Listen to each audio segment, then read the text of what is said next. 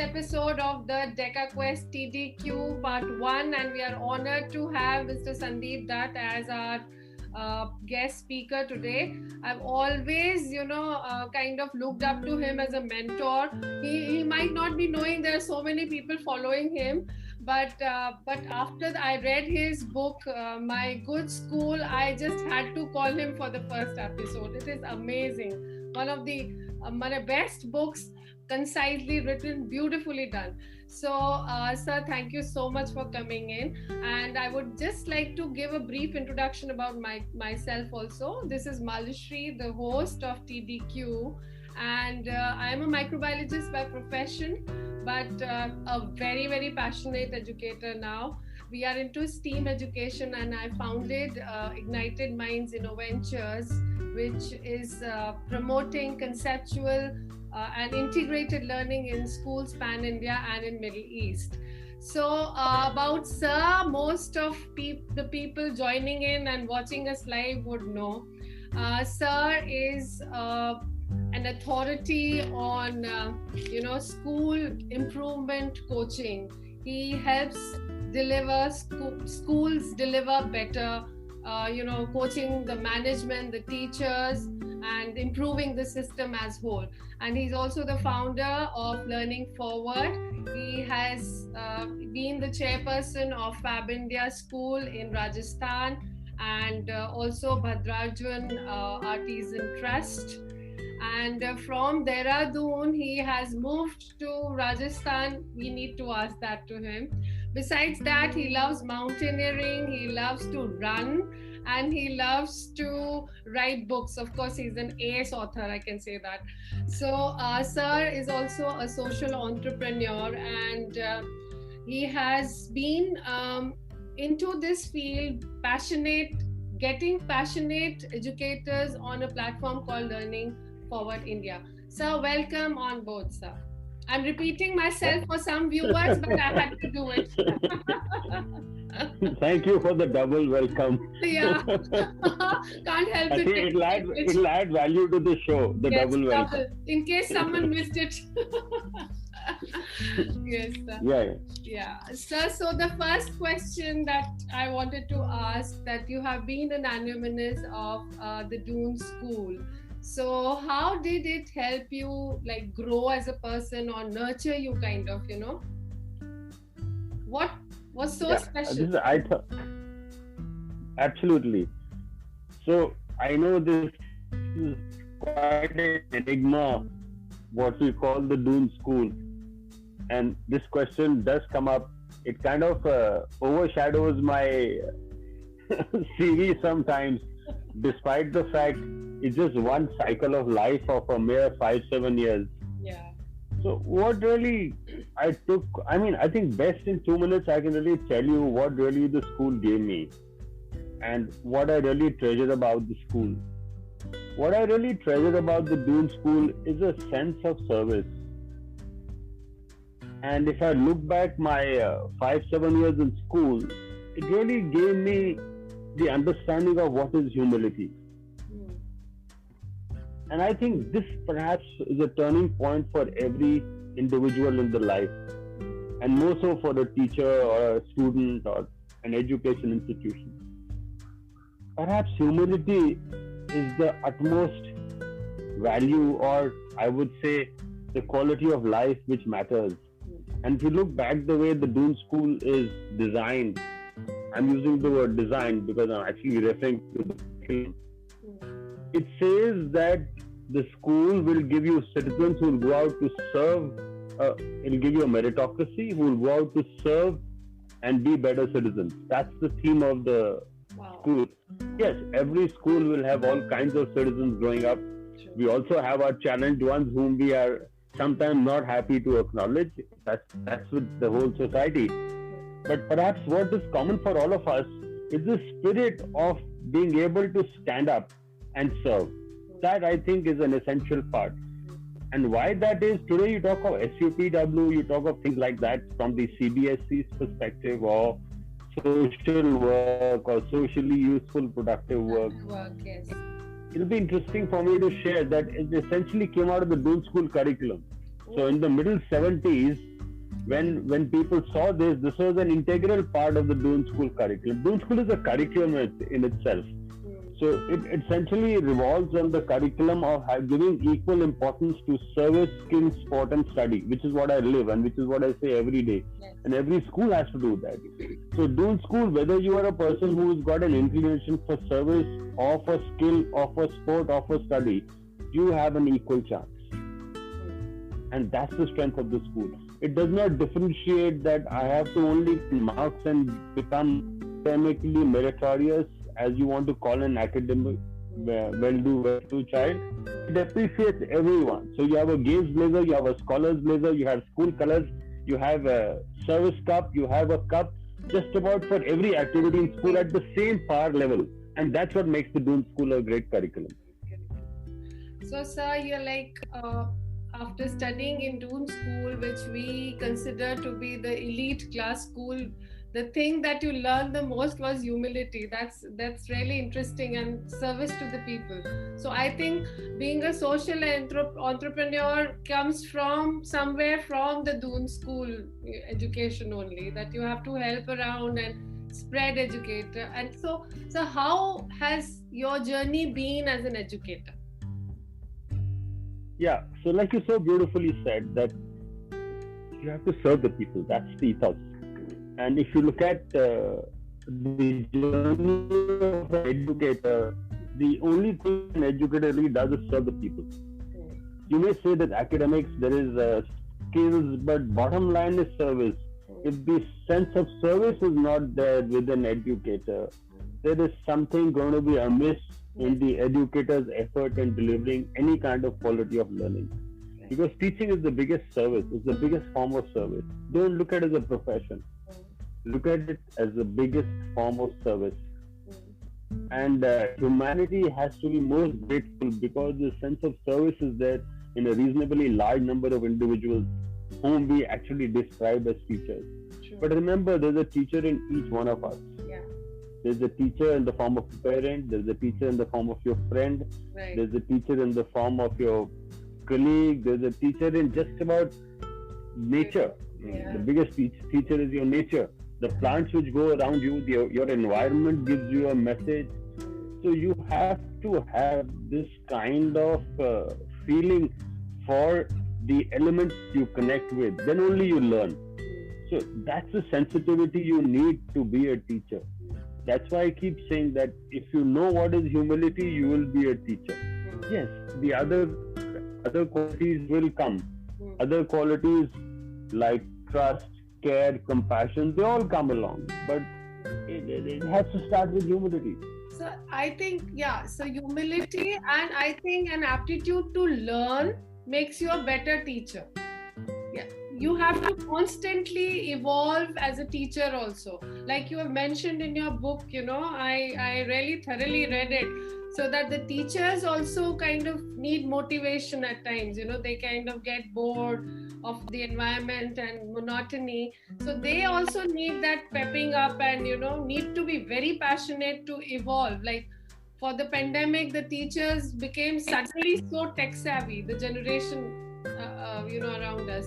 So, sir, what, the third question, sir, which has really, I wanted to ask you, sir, what motivated to leave you a high-flying job as a national director of the Duke of Edinburgh International Awards and join as a chairman of Fab India School and the Bhadraj Artisan Trust in a remote corner of Rajasthan? How did the connect happen?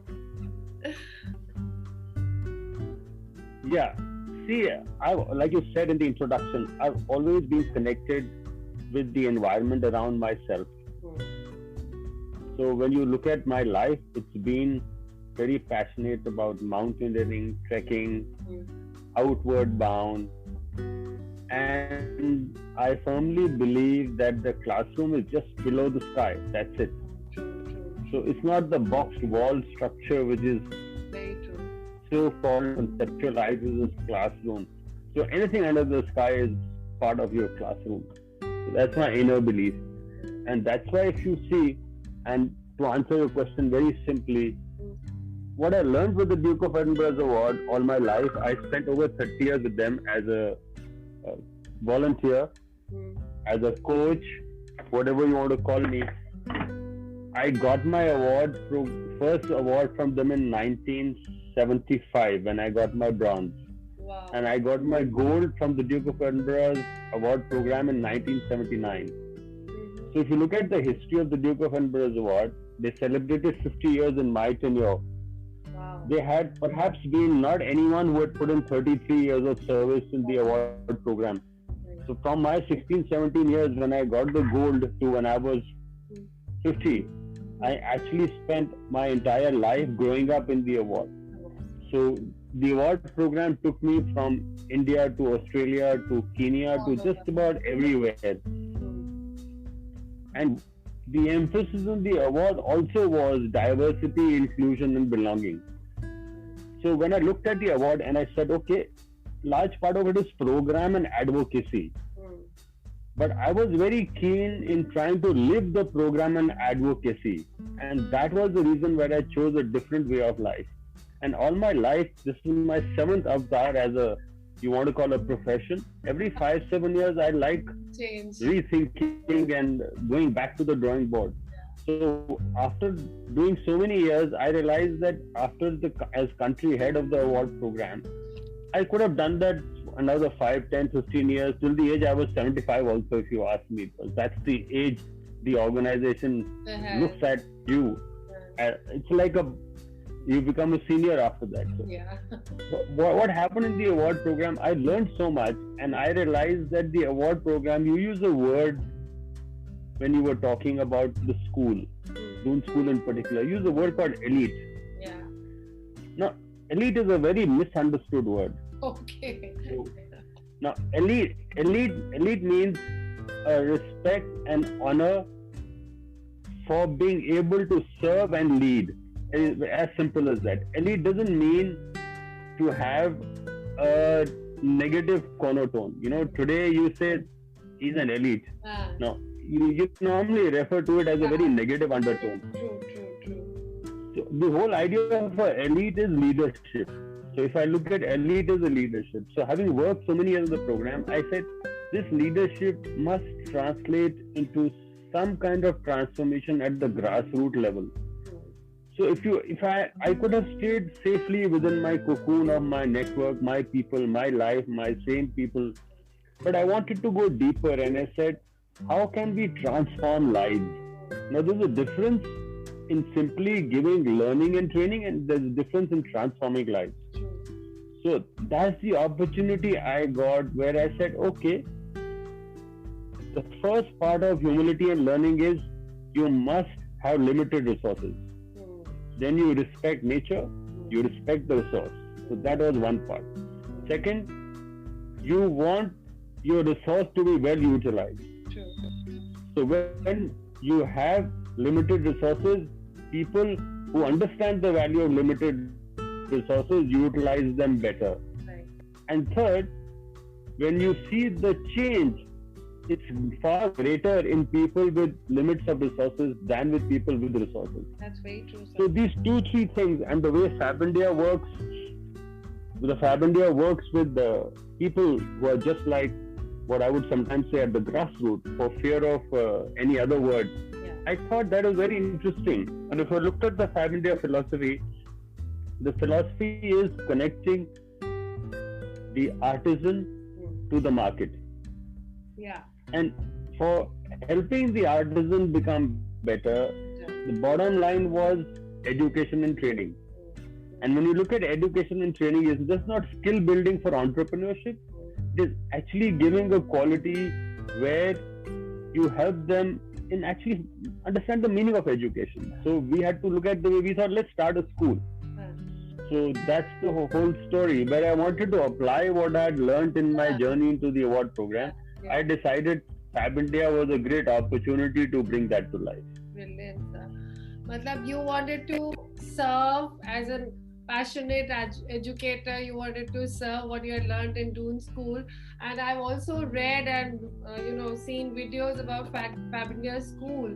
I mean, you have had must have had so many challenges setting up a school in such a remote rural area where women still have gunguts.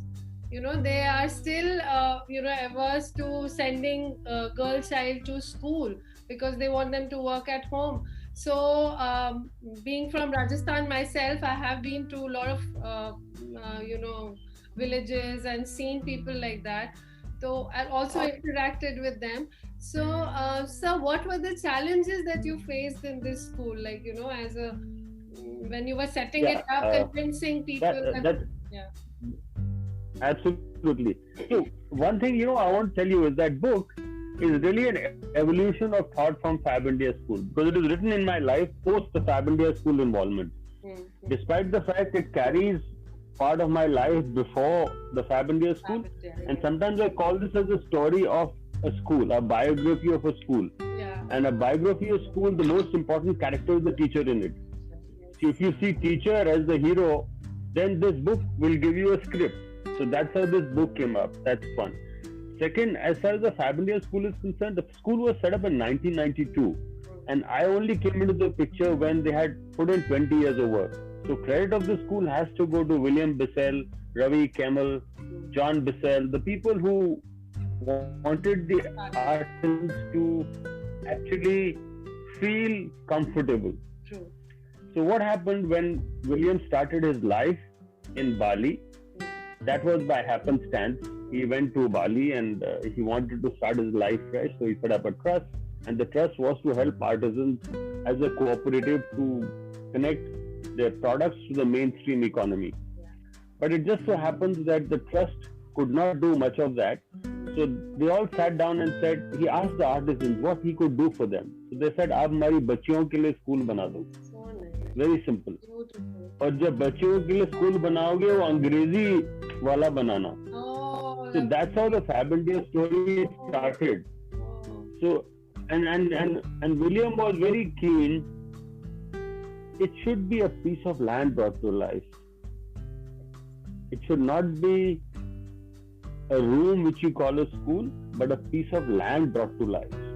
So it's perhaps the only school where I found that they have a 10-acre man-made forest.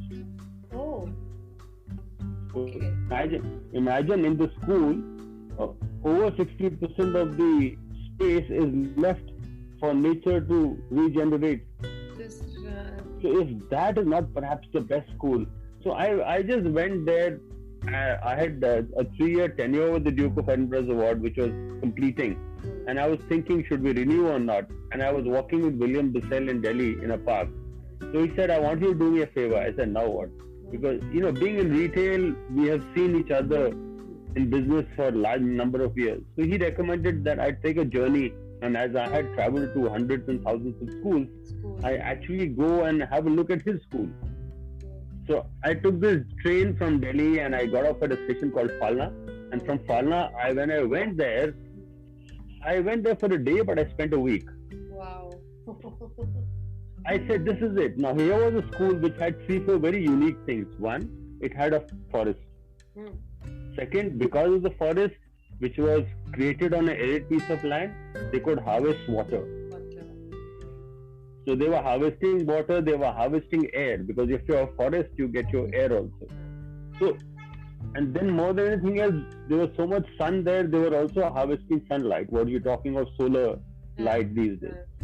So you look at this, there was so much harmony with nature, and the sensitivity with which the school was constructed, whether it is the material or whether it is the local people who put their hands to it, or whatever they did, it was very minimalistic. Right.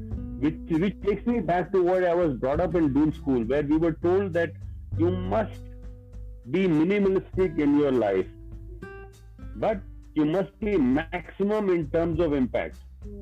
So that is what service really means, where you are minimal in your resource hunger and you are maximal in your effect or your contribution to humanity. Society, yes. So I saw that happening here, and what I had learned growing up in school to serve others, to be a part of service culture ethos, I saw that really brought to life, and that encouraged me. So that was my initiation to Fab India School in 2012. So that's exactly what happened. And why the Fabindia School? 3-4 reasons. One, I think people there made all the difference. The people I met, the stakeholders made all the difference. Second, when you go there, you see a joy. You've seen the video of the school. Yes, there's an inherent joy in the children. The children are so real. There's no artificial or nothing makeup in them. Absolutely. That was the second point. And third point, which again is out of this, was that there was no boundary wall in the school, which kind of excited me. So even today, the boundary wall is not there. You have almost a 16-acre piece of 2 parts of land. And if you don't have a boundary wall, it just explains that knowledge is boundless. Or learning is boundless. Like in your mind, you just open, limitless. Yeah, so I said, here is a limitless school. I think I should definitely be a part of the story, and that's where I am. Yeah, good. That's absolutely. If you look at this also, you've tried to have this. So here also we've tried to convey the same philosophy that the elements of nature, the happiness of children, the colors of life, and that's how the story of the book starts. And then if you look at the book, it's essentially in 4 different parts. One, the what, why, and the how of teaching. So I wanted to address this at the Fabindia School.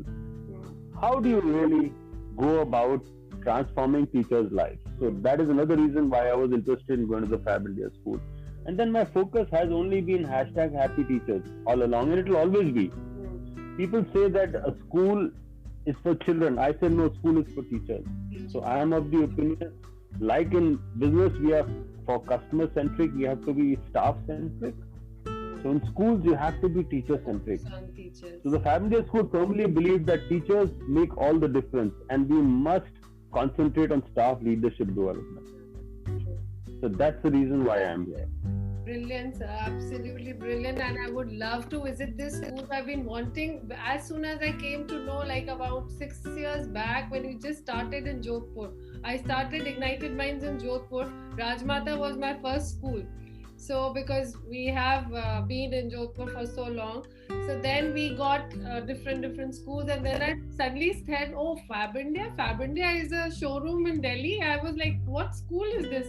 And then I started researching, and it's an absolutely brilliant. When you see the video, there are children speaking such fluent English, and I think that is what the villagers there wanted. That you have tried to inculcate that atmosphere by retaining their culture and imbibing English into them, so that they can be globally competent. So children are very confident. Yeah. ये बहुत अच्छी चीज आपने कही. ये सब कुछ दिल से होता है. और स्कूल क्या है? अगर आप स्कूल को एक जीता जागता शरीर समझें, स्कूल का दिल क्या होता है? स्कूल का दिल टीचर होता है. स्कूल का दिमाग क्या होता है? स्कूल का दिमाग कम्युनिटी होती है, पेरेंट्स होते हैं, जो स्टेक होल्डर्स होते हैं. और स्कूल के हाथ पांव क्या होते हैं? वो है बच्चे. So if you look at your body, if you thought the school was a living being, so the heart of the school is the teacher, the mind of the school is the people, the teachers, the parents, the stakeholders who actually collaborate. You may even add the governing body on it. और जो उसके actions हैं उस living body के, वो हैं बच्चे.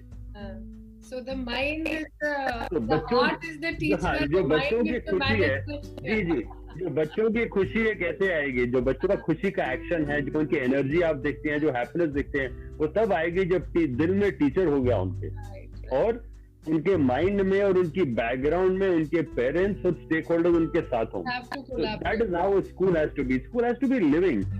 It's unfortunate that dynamic. Absolutely, it's unfortunate we think of school as a structure. We think of school as a function. We think of school as a campus.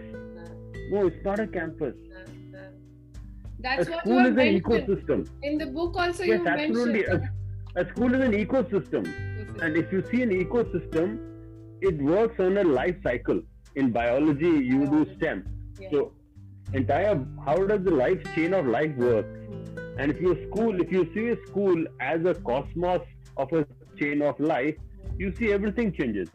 Everyone's connected. Yeah. So when the children come rushing to the school, the bhaiyaji who brings them to school or the didi who receives them at school is definitely very important. Perhaps even more important than the teacher.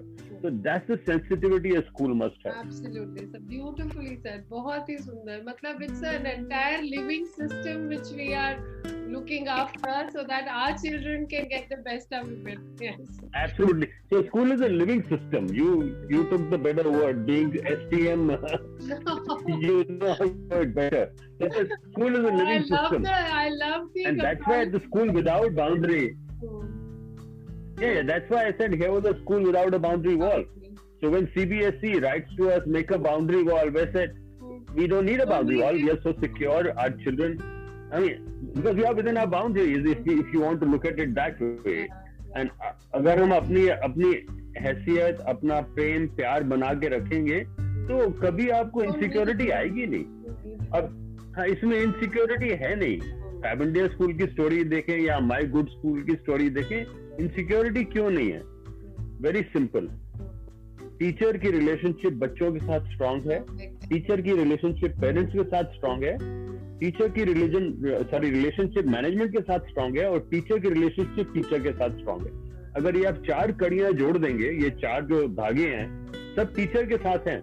आप एक चीज देखिए, teacher के 4 धागे अगर आप 4 bond उसके जोड़ देंगे तो आप सिक्योर भी होंगे. बच्चे के लिए इससे अच्छी इन्वायरमेंट क्या होगी? सही बात है, बिल्कुल सही बोला आपने. So this is a good school. So a good school, if you want to define it, a good school is, like we've said in a very simple, where passion meets education. आपका जुनून, आपकी चाह, आपकी इच्छा जब प्यार मोहब्बत के साथ आपकी लर्निंग, आपके ज्ञान और आपकी जिंदगी का हिस्सा बनती है, वो स्कूल है. बिल्कुल सर, बिल्कुल. So the teacher is the focal point, nothing else. Teacher दिल है स्कूल का दिल. जैसे दिल धड़कता है, टीचर दिल की धड़कन है. तो आपने यही बोला है इसमें कि we don't need manicured lawns and we don't need big infrastructure. It is the mindset that has to be open and a learning environment that we have to create for the children. तो sir ये जो book आपकी थी, sorry, हाँ. जी. So this was please go ahead. Inspired by Fabindia, or you wrote it earlier, or like there were excerpts from that? I mean, it's such a total guide to a parent, for a parent. I think it's a must-have for a parent, for an educator, for even the school management. Itna concisely, honest and straightforward things. You pointed out the weaknesses of our education system. There are, itna bada India hai, there are so many rural schools, and you have given solutions to it and how to, overcome those hurdles. So that was the best part of the book, and I really wanted you to come because of this.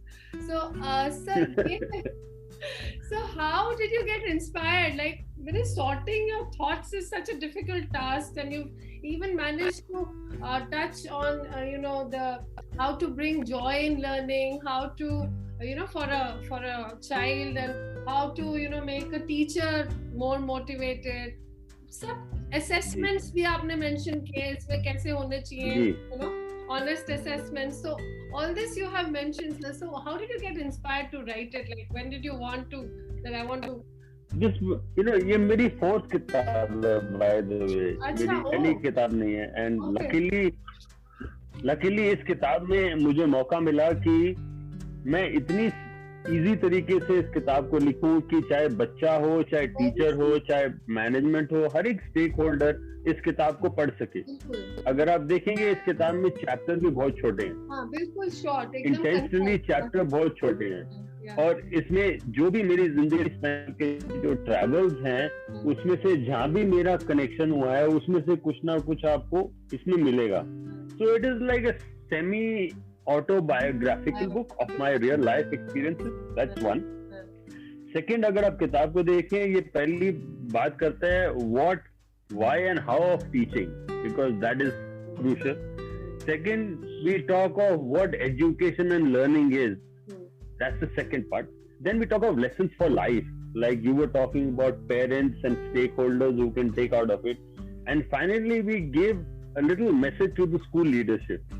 So we have got that also in place. So if you look at the book, it brings together essentially an ecosystem where the personal and social development of an individual is at stake.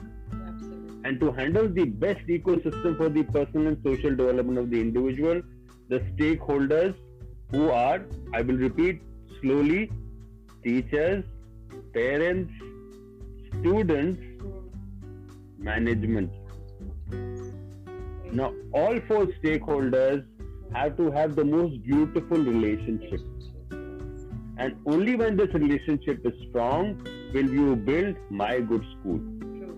My Good School does it offers service, skill, sport, and study. Study, yes. Now, if you look at the school we are talking about again and again, school is a nursery for me. So why you ask me that why this book has been done in the school phase of my life? So I'm calling this the school phase of my life. Because of all the schools, I did my training and learning in over 100 schools. I used to do workshops and training programs all over the country. I've done them from 1983 to 2003. So for 20 years, I just did workshops and training in schools. And schools in Nepal, Sri Lanka, Malaysia, you name it. I even went as far as Australia because of the award program foundation, which is the Duke of Edinburgh's award, which now is the IAYP in India. But what I thought,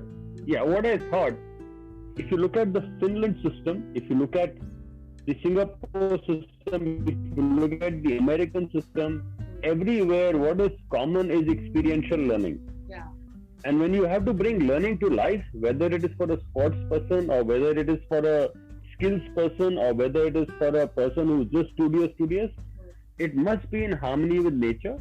Second, it must have a teacher help you with your growing up, not just learning, but with your growing up. And third, there must be facilities for you to make that happen.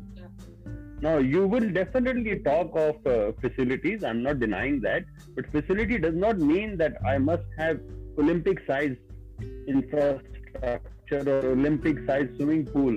I mean, if I can swim in the river, I mean, I can make talent. So I don't have to have a swimming pool and then worry about hygiene. Right. I might even use the river and worry less about the hygiene and actually have a better swimmer. That's the analogy.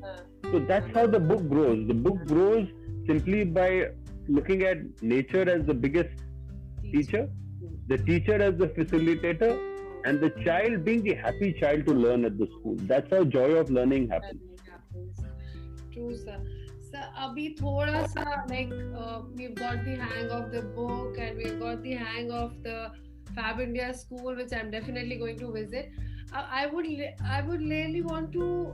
We have been thinking of reforming our education system since so long, and then this NEP came 2020, and we were like, wow, this is a real freshener.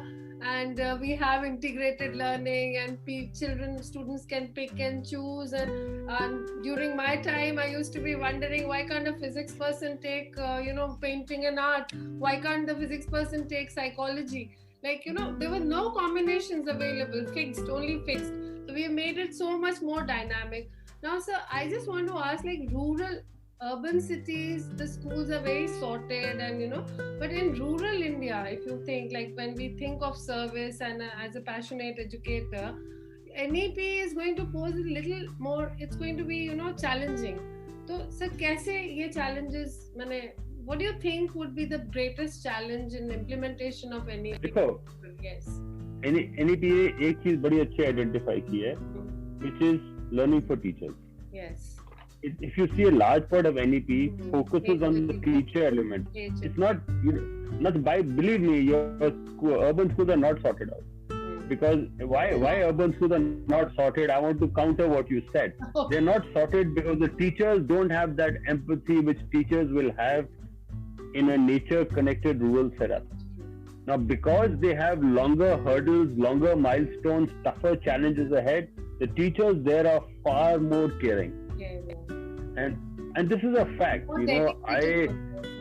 If you go to an urban sorted setup, the teacher has a good salary, the teacher is comfortable to do a job, go home, do a tuition, run the day and run a 12 hour daily and make a packet or whichever. But if I look at what's happening in the rural part of India, where the teacher does not think कि इसका मुझे material outcome क्या होगा, that is the game changer.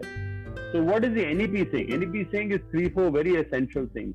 One, teacher learning and teacher training must be ongoing. Second, we must have the freedom for children to learn how they want, what they want, and with whom they want. Yeah. That is the second thing. I'm putting it in a very simple way. What the NEP, I don't want to complicate it because our average viewer will not, 250-page document is not easy to read. So second focus is there must be flexibility in learning for the children. So children should be mix and match various things, and that's how you'll bring out better talent. And third, which is the important part of NEP, which NEP is for this, is assessment. So when you come to assessment, you have to look at exactly what the good school says, that the assessments have to be formative essentially. And secondly, when you look at assessments, you have to look at the learning how more than learning what. So this in principle is what the NEP addresses. It addresses that teachers must learn, the children must have the ability to learn or choose, and third, assessments must be addressed to in a manner in which they have a meaning. Now, it's a macro policy. The modalities will take time, and that's what is happening currently. So I'm very optimistic about it. It's actually a very, very great, it's a brilliant decision because, when we used to study in schools and our cousins used to be abroad in the US and all, they used to say, oh, I opted economics with physics. So we were like, oh, this is also possible. And now it's happening in our country. So that's one brilliant thing that's happened and it was much needed. So, sir, eventually you think that rural schools, especially teachers, are going to be, more kind of receptive on NEP. They're going to be more dynamic and absolutely. If you look at Finland model, what is the Finland model based on? Finland model is based on just trust in the teacher. That's all. Yes. It's nothing else. Yes. Nothing else. The teacher is given so much freedom. Makes the child happy. Yeah. Yeah, absolutely. And there are times when teacher grows up right through classes with children. We don't have children in some schools. Where teacher also, we had that in dual school also. I had one teacher who went from class 5, 6, 7, 8 till 8 with me. For 3 years, I had the same teacher for Hindi. For 3 years, I had the same teacher for maths. Wow. So they know how the child grows, So what happened? Yes, absolutely. So it's important from NEP's point of view, the social emotional quotient is as important as the academic numbers. True. So academic numbers you have seen in the recent 24 months that it's not the academic numbers. The resilience is coming from relationships. Resilience is coming from humanity. It's coming from being humane. So if you look at the softer side of the NEP, it's simply saying when it looks at teachers, appreciating teachers, that's humaneness. And it's looking at opportunity. So look at it with that perspective. True, sir. Sir, this is a concern again that there are going to be a lot of projects now for children. So there's a lot of emphasis on project-based learning in your school also, experiential learning. So you think how much weightage should be given in all schools about project-based learning? Children, hands-on activities, children are doing things, problem solving, all that. Like, is it important for a student to have those resources, and how important it is, like, for a school to have? See, if you ask my way, it should be 100% project-based. Yeah. There should be no space for rote learning. So that's my simple answer to your question. Absolutely. But there are 3 parts to it. First part is there has to be self-knowledge. So if you want to do any kind of awareness or any kind of integration in learning, self-knowledge will be required. So it won't be just academic knowledge. There has to be self-knowledge, which is very important. And today, self-knowledge plays a larger role. A child, a parent, an individual knowing his or her abilities, that's akin to self-knowledge. We need to find that out first. Once we have find that, then we can go into application. And after application, we will definitely have better learning outcomes. Definitely, sir. So if you look at what we call joy of learning, we have very interesting programs. One is called Joy of Learning. One is called Diversity, Inclusion and Belonging. Now I'm talking of Learning Forward Foundation, which I'm very deeply involved in structuring. That was our next question, sir. Would love to know. Absolutely. So what the Learning Forward Foundation does, Learning Forward Foundation says that you need excellent teaching and learning every day. That's the catchline or the tagline of Learning Forward Foundation. And how it does is, it gives teachers the joy of learning. So teachers, they will do projects together. What you're talking, project-based learning. So teachers collaborate. And in this case, the role of a coach, the role of a workshop leader is minimal. We don't have workshops where we invite people to do workshops, because we feel domain knowledge today doesn't have to be imparted in a workshop setting. That's one part. Right. Second, a teacher who has got the domain knowledge of a subject perhaps doesn't need more than that. But the teacher definitely needs help in the how of it, how to apply it. Right. And that's exactly where I'm coming to Learning Forward. So Learning Forward says that if you improve the teacher's reading, writing and research skills, the teacher will experience the joy of learning. True. Then it says that look at diversity, inclusion and belonging. So in your staff room and your culture, address diversity, inclusion and belonging. There will automatically be happiness in the staff room. Yeah. So that's the second thing we address. And third thing which we address in a bigger way is translate that into a better learning experience for a child. So that's the joy of learning program. Absolutely fabulous, sir. Matlab itna detailed, and this Learning Forward was the next question I was going to ask, that what is it about, like? So it's a wholesome kind of development of a school, how the school has to work towards, with focus on teacher has to be the central. So Learning Forward is teacher centric. My Good School is children centric. Yeah. So there are two separate verticals in my life. My Good School, and we have it's a web-based open source model. A lot of our work, being a foundation, is available to people. So you're most welcome to dip in, and our website is schooleducation.com. Yeah. Can't be simpler than that. Schooleducation.com. Yeah. So when you go there, you will find that all the stakeholders will find something. If you are a builder and you have a piece of land, it's better you go to schooleducation.com and find out why you should set up a school. Exactly. Because that was there in the thought process. Yeah. So when you say in the book, if you have a piece of land, there's a whole chapter that I have a piece of land and I want to set up a school. So I answered that question as to why you should set up a school. Then how you should set up the school also we answer. And then what should be learning outcome of a school? That's the next part here. That's absolutely fabulous. The book is a must-have. I would really recommend it to every teacher, educator, parent, because it gives an overall idea about how you should go about, and it's a guide not only for parents, it's for everyone. It's for the chapters you've written, and it's such a short and simplified language. You've stated everything. I wonder how you shortened it. I mean, so much detail and it took 10 years. It took 10 years to do this book. Experiential learning of experiential learning. And it takes 2 years to produce it. All thanks to my publisher. I mean, I have to give all credit to Rupa and Company, who took the manuscript and said, we have to figure out a way as to how your thought process should reach out to people. So I have to give the editorial team all credit, how they created a non-fiction book, but in a format that it's like a story. It's like a story. Now, when you write a non-fiction book in a story format, it's very difficult. Absolutely. You're doing I couldn't put it down unless I finished it. I didn't even cook my dinner that day, frankly. Yeah, it can be read in one read. I mean, you can read in an hour or 2 hours, you can read the whole book. True, sir. Absolutely. So I just managed to finish it the day I got it. And sir, ab ek rapid fire round hai. This is a very personal one, and it's a surprise round. So I just wanted to know about you. So, okay. So we start. This is your 10th question, and it is going to be of 5 parts. And The first is, would you rather prefer coffee or tea?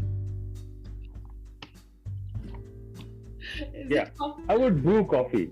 I would brew my own coffee. Okay, brew your own coffee. Okay. Would you rather? So I'm making it a little more clear. Brewed coffee by myself. Okay, with the aroma. Okay. Yeah. So, would you rather play tennis or cricket? Yeah, I would prefer tennis. Tennis, okay. So, would you rather go to hills or beaches?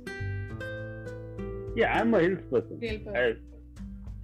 I'm not very water friendly. Okay. So, would you rather solve crosswords or Sudoku? Crosswords. Crosswords. Okay. Yeah. Would you rather own a Picasso or Raja Ravi Verma? Yeah, I love the sensitivity of Raja Ravi Verma. Yeah, beautiful it is. I'm very passionate about his sensitivity. I think I guessed all your answers. With due regard to Picasso, I'm not saying that Picasso's work, but I somehow feel sometimes that people of Raja Ravi Verma's, people of the East, in art particularly, have not got their due. Yes, that's true. It's Absolutely. Not reached. So I think East in art forms is far richer than the West. But West has been able to utilize the, एक तरीके से उन्होंने art form को बेचा better है. That's the only difference. Exactly. तो हमारे जो आर्टिस्ट हैं, हमारे जो कारीगर हैं, जो जी हमारे जो आर्टिस्ट कारीगर जो हमारे लोग हैं, अब जैसे हम काम करते हैं, मैं हमेशा ही अपने आर्टिस्ट का बना हुआ कुर्ता पहनता हूँ और कुछ नहीं पहनता, और ये हाथ का बना होता है हमेशा. जो इनके हाथ में काबिलियत है वो दुनिया में नहीं मिलेगी आपको. और इसमें सिर्फ चैलेंज ये है क्योंकि ये मर्चेंडाइज करके मार्केटिंग लेवल पे लार्ज स्केल में आप नहीं कर सकते, क्योंकि ये दिल से बनाया गया है, कंज्यूमर प्रोडक्ट. जी एब्सोल्युटली. जब आप दिल से कनेक्ट करते हैं, आप लव अफेयर एक से कर सकते हैं, 2 से कर लेंगे अगर आप लकी हैं तो, परंतु होता तो एक से ही है. Your first love is your last love. Absolutely. तो इस करके जो चीज प्यार से करी जाए उसके आगे कुछ नहीं होता. बिल्कुल. और मैं ये बता दूं सर, ये जब मैं क्वेश्चन सॉर्ट कर रही थी रैपिड फायर के, तो मैं मोर और लेस आपके सारे क्वेश्चंस मैंने आंसर भी मैंने सोचे हुए थे. I knew that you would take those answers. Thank you.